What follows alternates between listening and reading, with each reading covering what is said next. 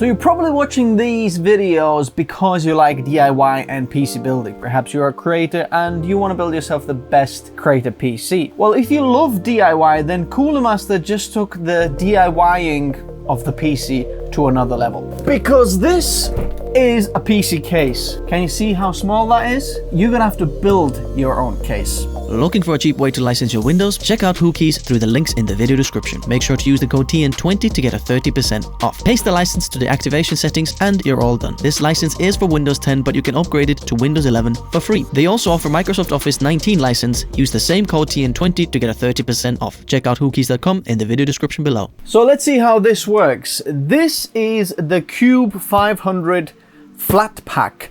And the reason for doing this is because, you know, if you like DIY, you're probably going to love this. 45% higher transport efficiency. I've got a few thoughts about that, which I'll share in the end of the video. But first of all, let's take a look. This version here should be one that's called Macaroon.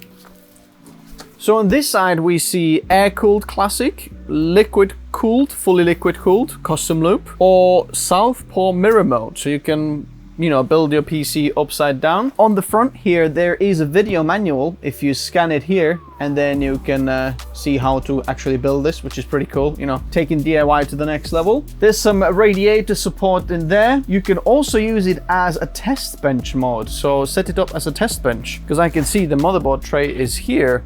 Now, this is actually very helpful. I might actually keep this because I often need something like that. And there's also the plug utilitarian mode, which is that, you know, you can plug everything in on top of the PC case, which is very awesome as well. And I can actually see that you can put ATX motherboards here as well. So looking at this, you can fit an ATX motherboard here, which is quite interesting. Okay, the QR code takes you to YouTube, and there's lots of steps here that help you to assemble your PC. So let's follow the guide, I guess. Interestingly, this actually supports an eATX motherboard as well. Depends, you know, how far this goes, but that's pretty cool. So it looks like you'll have to build the PC with the PC case. So you basically put the PC parts inside and build the case around it. But I'm not gonna do that because I feel a little bit of a rebellious mood and see if we can build this without the parts attached, and if you can attach them later, if that makes sense. Here's another panel, and the fan is already attached. Here's the front panel, what looks like a front panel. So we have the power button.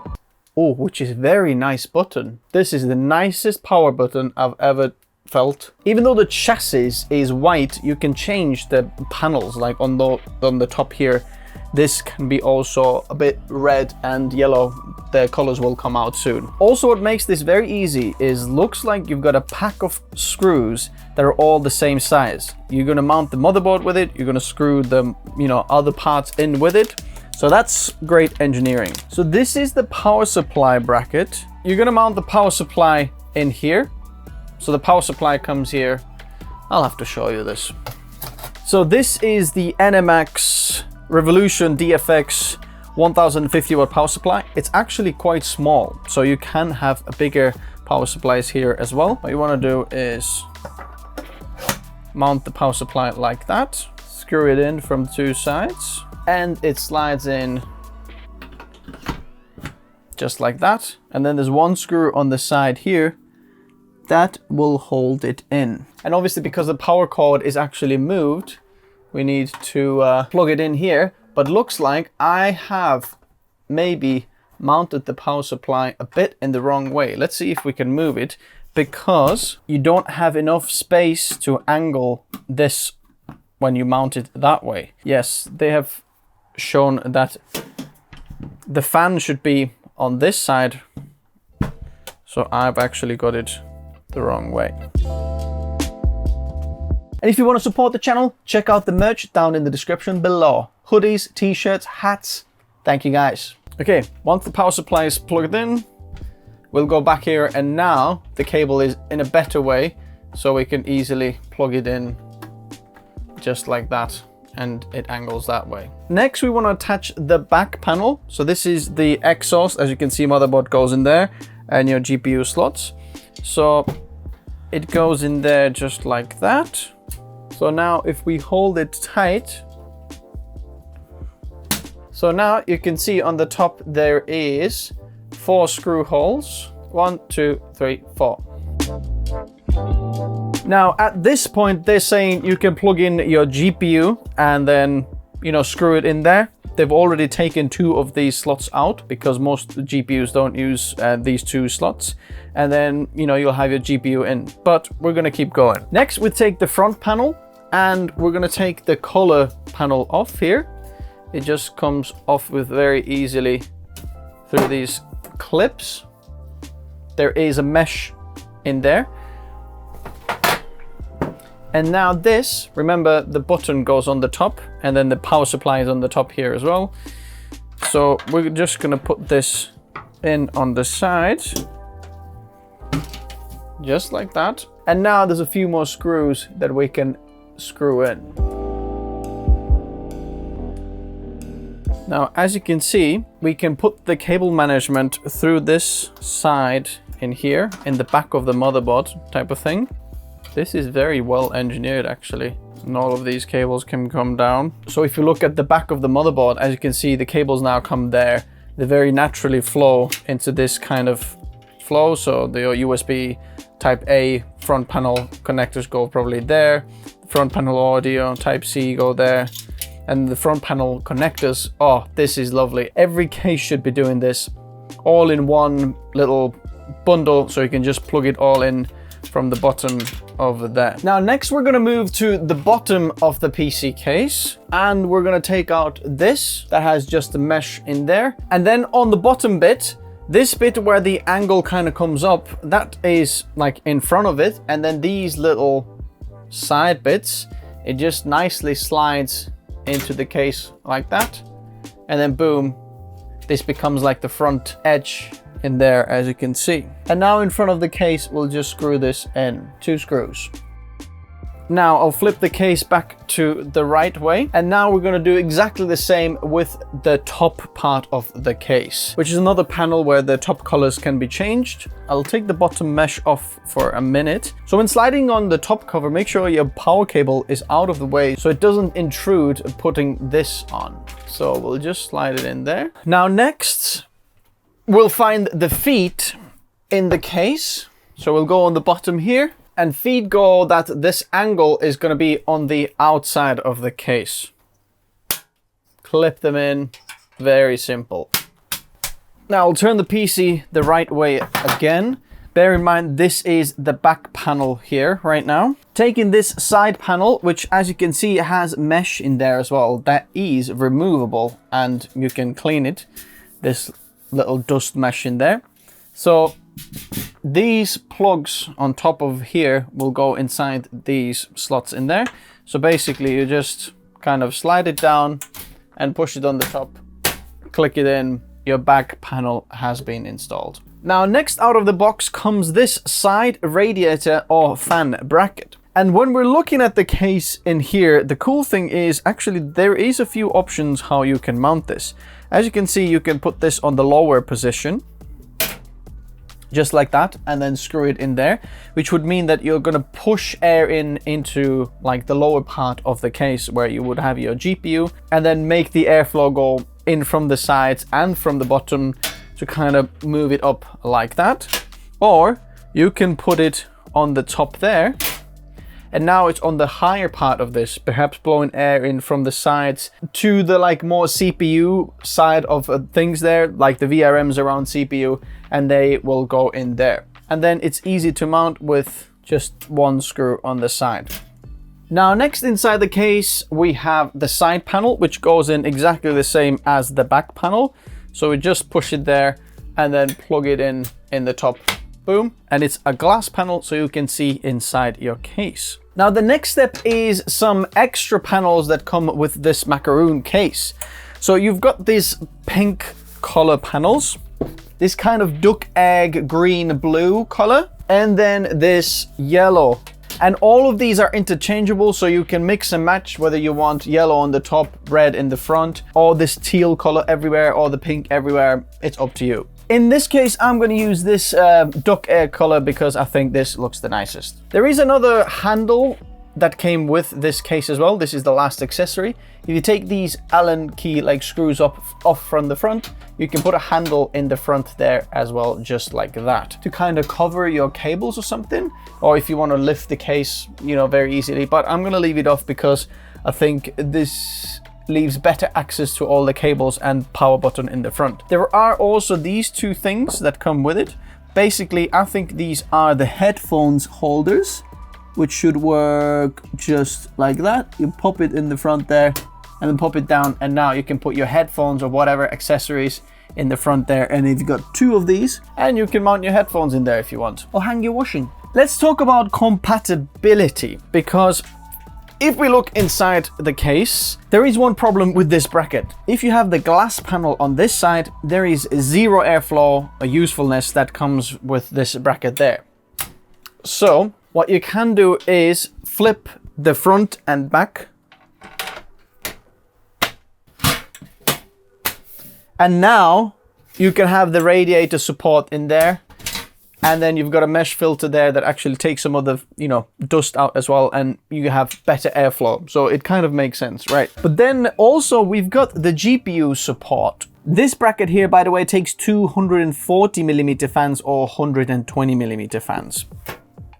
Now, if you want to look at the GPU support, this is the Asus TUF RTX 4090.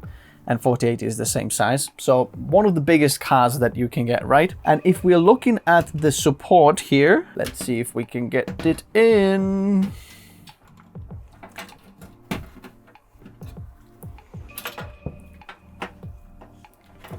The interesting thing is it actually fits, as you can see. And I have probably about 25mm to even mount a fan or something in the front if I really wanted to. I am squeezing it a little bit, but it is possible, which makes this case very interesting for creators. Now, I can see why they said to mount the GPU as you're going in, because this is kind of hard to get out. Now, the interesting thing is we could pack a lot of power inside this case. As a creator, 4090 fits. We can put probably 240mm radiator in there as well. If we move the GPU down a little bit and then figure it around here a little bit, I'm sure we can fit 280mm there as well. We can get quite a good airflow because of the bottom of the case. We can put some really good fans in there, like these are the Fantix T30s. Two of these on the bottom. We get good airflow out, good airflow in. You might be able to fit another one in the front there. Maybe not. Now I've got these Lee & Lee Unifans here because they click together, so it's nice to measure with these. In terms of the top of the case, right now I'm looking 280mm with this particular configuration. It's very hard. Now bear in mind, this is a normal ATX size PSU. You can get smaller ones, SFX, and then, you know, you've got much more space in there to play with, which I think I'd probably recommend to actually get this properly working. As I'm talking about this, I'm getting more and more excited how much power we can pack into such a small case without like going very custom everything, but just fit everything in there. It's absolutely amazing. In the bottom, you can easily fit 240mm fans, but radiator would kind of be tricky because you don't want the pump to be above the radiator, which you would have in here, and you know, because your pump would be there and then radiator in there. In front of the case, you can easily put 120mm in there, depending on your GPU length though, to push in, which is pretty cool though. And when you have the GPU plugged in here, I just want to see how much radiator support do we have in here. And it's not really a radiator that you can fit in there. It's really just fans, as you can see. On this GPU side, I have these fans and they will just fit in there and they kind of touch the radiator. These are not the standard 25mm fans, by the way. These are 28, if I'm not mistaken. But if we move on the higher side, then in here, we are more likely to fit a 280mm radiator in there because you've got more space on the side. So you can get the cold air from the outside, push it inside the case, which will actually give some kind of airflow to your VRMs and onto the CPU, and then it will come up. Now, if you do have fans on the bottom of the case, the GPU will block most of it, and I highly recommend getting 140mm fans from this side. So just an example, when you put the fans on the bottom there, the fans will only, part of these fans will push past the GPU. As you can see, this little bit and here will push past the GPU on top there to actually get the airflow moving upwards. But I think generally this will still help because the GPU will have a pass through. It will push through there. Now, the only concern I have about this case is the pricing and transportation efficiency. Now, even though the packaging size is 45% smaller, like they say, and more efficient, the thing is, looking at the pricing, I don't think the end customer will get the benefit of this efficiency. It's more Cooler Master who is actually shipping this product because they will have to pay less for the shipping. Now, looking at the pricing, I don't see this as being particularly now cheap or much more affordable. I'd like to know your opinion. Let me know what you think about the pricing of this. Check it out in the description below. Do you think this price is reflected on the more efficient transportation, or does it still look a little bit more expensive to you? Or cheaper? On the other hand, I am super excited that first time I'm looking at the case that has a lot of power and support for everything that I want.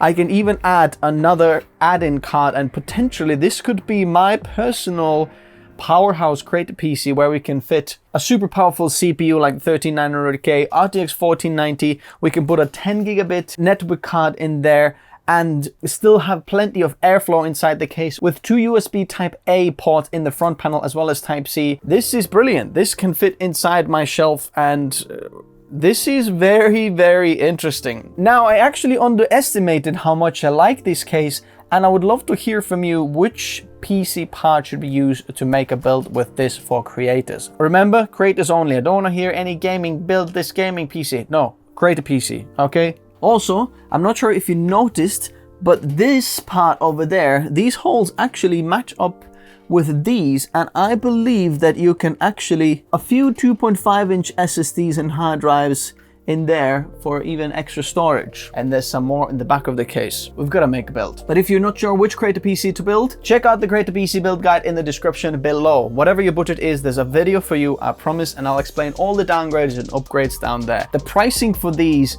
is actually much better now, so if you pick the budget, you're actually going to build it for less because the prices have decreased since making those videos. And they're always the latest, so check them out down below. I'll meet you in the comment section below. Bye bye.